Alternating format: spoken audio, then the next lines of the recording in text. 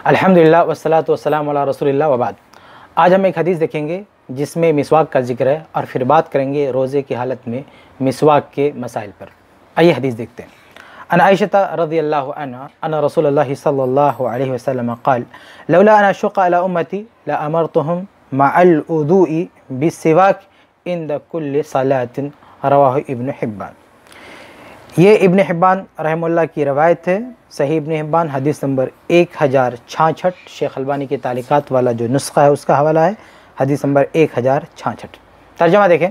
अम्मा आयशा रज़ियल्लाहु अन्हा नकल फरमाती हैं कि अल्लाह के नबी सल्लल्लाहु अलैहि वसल्लम ने फरमाया कि अगर मैं अपनी उम्मत के लिए मुशक्क़त की बात नहीं समझता, यानी अगर मेरी उम्मत मुशक्क़त में ना पड़ जाती, इसका मुझे डर ना होता, लअमरतुहुम, तो मैं उन्हें हुक्म देता कि मअल वज़ूइ बिस्सिवाक इंद कुल्लि सलातिन, कि हर नमाज के वक्त जो वज़ू होता है उस वज़ू में मिसवाक करें। ये हदीस है। इस हदीस में आप गौर करें तो आपको मालूम होगा कि इसी हदीस से ये भी साबित होता है कि रोज़े की हालत में एक रोज़ेदार मिसवाक कर सकता है, क्योंकि इस हदीस में क्या कहा गया कि अगर मेरी उम्मत के लिए शाक ना गुजरता तो मैं हुक्म देता हर नमाज के वज़ू के वक्त मिसवाक करें। तो रमज़ान में रोज़े की हालत में भी नमाज का वक्त होता है, वज़ू का वक्त होता है, तो ख़ुद ब खुद रोज़े वाली हालत, रोज़े वाला दिन भी इस हदीस के उमूम में शामिल हो गया। तो इस हदीस से जहाँ ये साबित होता है कि आम दिनों में वज़ू के वक्त, नमाज के वक्त मिसवाक कर सकते हैं, ऐसे ही ये भी साबित हुआ कि रमज़ान के दिनों में भी, रोज़े की हालत में भी जब हम वज़ू करते हैं नमाज के लिए तो हम उसमें मिसवाक कर सकते हैं। ये मसला इस हदीस से साबित हुआ।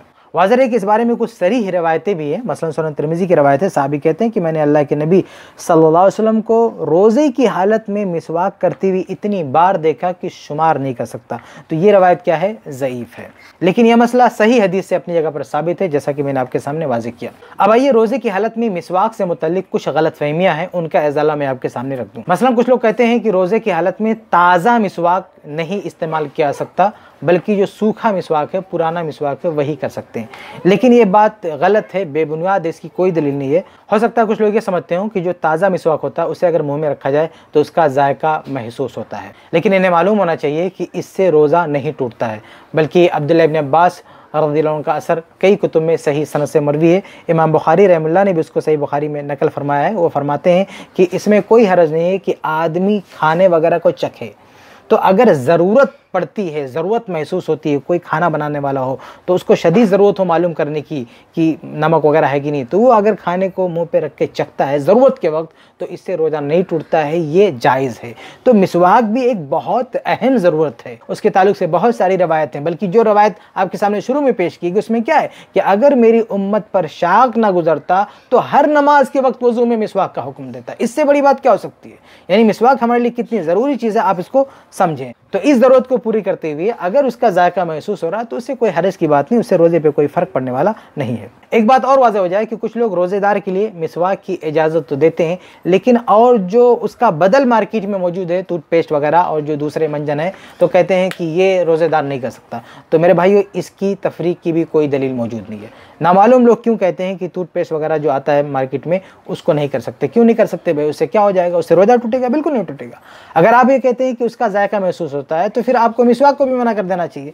मिसवाक करने से भी उसका जायका महसूस होता है। तो ये बातें गलत हैं। एक रोज़ेदार अपने मुंह को किसी तरह से भी साफ़ कर सकता है, इसमें कोई हरज की बात नहीं है। ज़्यादा से ज़्यादा आप ये कह सकते हैं कि मिसवाक करे तो ये अच्छी बात है। एक और गलत फहमी है कि रोज़े की हालत में सुबह मिसवाक करना चाहिए लेकिन शाम को मिसवाक नहीं करना चाहिए। ये बात भी गलत है। इसके ताल्लुक से असल में बहकी में एक रवायत भी है कि अली रज़ियल्लाहु अन्हु फरमाते हैं कि इदा सुमतुम, कि जब तुम रोज़े की हालत में हो तो सुबह मिसवाक करो लेकिन शाम को मिसवाक ना करो। लेकिन ये रवायत ज़ईफ़ है, इसलिए ऐसी कोई पाबंदी की भी ज़रूरत नहीं। आदमी सुबह भी मिसवाक कर सकता है, शाम को भी मिसवाक कर सकता है, बल्कि दिन में जब भी नमाज का मौका हो, वज़ू करे, उस टाइम वो मिसवाक कर सकता है। अब आइए आपके सामने ये भी वाज़ेह कर दूं कि कुछ औक़ात ऐसे हैं कि उनमें मिसवाक करने का खुसूसी सबूत मिलता है और हमें भी कोशिश करनी चाहिए कि ऐसे वक्त में हम मिसवाक करें या मंजन करें। तो आइए देखते हैं कि वो औक़ात कौन कौन से हैं। सबसे पहला वक्त जो इसी हदीस में बयान हुआ वो ये कि हर नमाज के वज़ू के वक्त। देखिए कुछ रवायतों में ये भी है ना, इंद कुल्ले सलात, कि हर नमाज के वक्त, उस पर भी कुछ लोगों का अमल है। लेकिन ये रवायत जो मैंने आपके सामने पढ़ी है उसमें इंद कुल्ले सलात नहीं है, बल्कि हर नमाज के वक्त जो वज़ू होता है ना, उसमें मिसवाक की बात है। तो ये एक मौका है कि हर नमाज के लिए जब आप वज़ू करें तो उसमें आप मिसवाक कर सकते हैं। दूसरा मौका मिसवाक का है कि घर में दाखिल होते वक्त, जब भी आप बाहर निकले घर में दाखिल हों तो ये ऐसा मौका होता है कि इसमें मिसवाक करना चाहिए। चुनांचे सही मुस्लिम की हदीस है, हदीस नंबर 253। अम्मा आयशा रज़ियल्लाहु अन्हा फरमाती हैं कि अल्लाह के नबी सल्लल्लाहु अलैहि वसल्लम इदा दखल बैतहु बदअ बिस्सिवाक, आप सल्लल्लाहु जब घर में दाखिल होते थे तो मिसवाक से शुरुआत करते थे। आगे बढ़ें, तीसरा मौका मिसवाक का जो है वो है बेदार होने के बाद। चुनांचे सही बुखारी की हदीस है, हदीस नंबर 245। हुज़ैफा रज़ियल्लाहु अन्हु फरमाते हैं कि कान नबी सल्लल्लाहु अलैहि वसल्लम इदा क़ाम मिनल लैल यशु सफ़ाहु बिस्सिवाक, कि आप सल्लल्लाहु रात में जब बेदार होते थे तो मिसवाक से अपना मुंह साफ करते थे। तो ये तीसरा मौका है मिसवाक का। आगे बढ़ते हैं, चौथा मौका मिसवाक का है कुरान की तिलावत करने से पहले, कि अगर कोई आदमी कुरान की तिलावत करना चाहे तो बेहतर है कि उससे पहले अपना मुंह साफ कर ले, मिसवाक कर ले। चुनांचे इब्न माजा की रवायत है, हदीस नंबर 291। शेख अलबानी रहमतुल्लाह ने इसको सही कहा है। अली इब्न अबी तालिब रज़ियल्लाहु अन्हु हदीस का रावी कहते हैं इन्ना अफ़वाहकुम तुरुकुन लिल कुरान फ़तइबूहा बिस्सिवाक, कि ऐ लोगों तुम्हारे मुंह ये कुरान के लिए रास्ता है, इसलिए अपने मुंह को साफ़ करो, यानी कुरान पढ़ने के लिए अपने मुंह साफ़ रखा करो। तो तिलावत ये भी एक ऐसा मौका है कि इससे पहले मिसवाक कर लेना चाहिए। आगे बढ़े, पांचवा मौका है मुंह की बू में तब्दीली। जब भी आदमी महसूस करे कि मेरे मुंह में अजीब व गरीब बू आ रही है तो फिर उसे चाहिए कि वो मिसवाक करे। चुनांचे सुनन नसई की रवायत है, हदीस नंबर 5।